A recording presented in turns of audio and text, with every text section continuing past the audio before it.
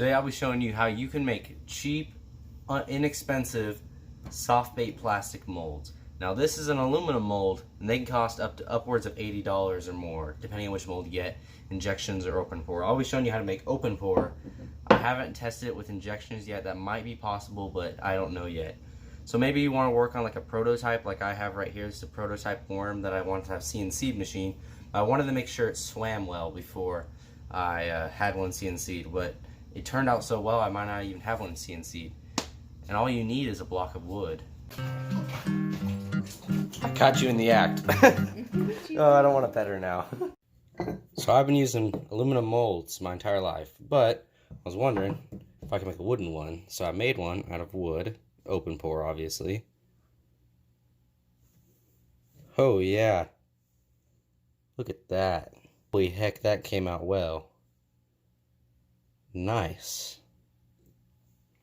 So I only spent about like half an hour making this. So it's like, if you can't afford silicone molding either, which I almost forgot to talk about, which silicone molding is something you do. You make a master and then you mold it.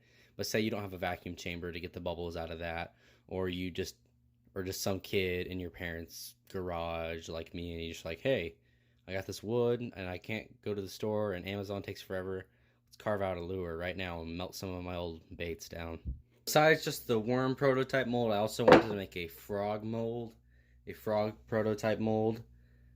Looks like this. It's not that great looking. Kind of rough bottom. I didn't refine the bottom that well. Didn't really sand it. But I did get the flappy tail I wanted. So that way when it's water, I get the kickers. The little... This thing kicks through the water and gets a nice water movement. But the entire point of making this was just to show how easy it is to make a lure, which I think this is probably better for open pour worms than it would be for frogs or whatever, because I've never really seen open pour frogs, and it's kind of janky looking, but it just goes to show that this is probably better to make worms than it is to make frogs. But you could just make any kind of lure you want. Plus you can make the big curly tail worms and all sorts of lures like that, where the tail comes up off the surface and stuff, and you could do that easily with a chisel and a Dremel. So while editing this video, I forgot to say one thing earlier. If you want your lures to have this shiny look to them, which this one's pearlized here, I'll pull up a different one.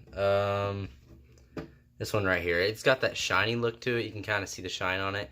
It won't, when it comes out of the wooden mold, it won't be as shiny, depending on how you poured your polyurethane, depending on how thick you did that and how smooth you got it and how well you sanded. But if you hit it with the heat gun just for a couple seconds, you just over it, you gotta be really careful not to melt your bait, but it'll keep it nice and shiny. So if you're looking to make prototypes of worms, or maybe even frogs, maybe even frogs, if you're looking to make prototypes, wood molds may be the way to go for you.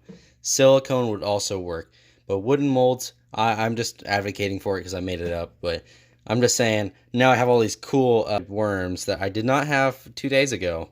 You know, now I got a bunch of them. If you made it this far in the video, thanks for watching. Feel free to drop a like, really helps out the channel. I challenge you to make a wooden mold at home. I want to see what you guys have. So I have a link in the description to my Facebook. You can PM me what you got or post it on one of the Facebook bait making groups. And if you want to buy some worms from me, there will also be a link in the description for that. So thank you for watching. I'll see you guys next time. Peace.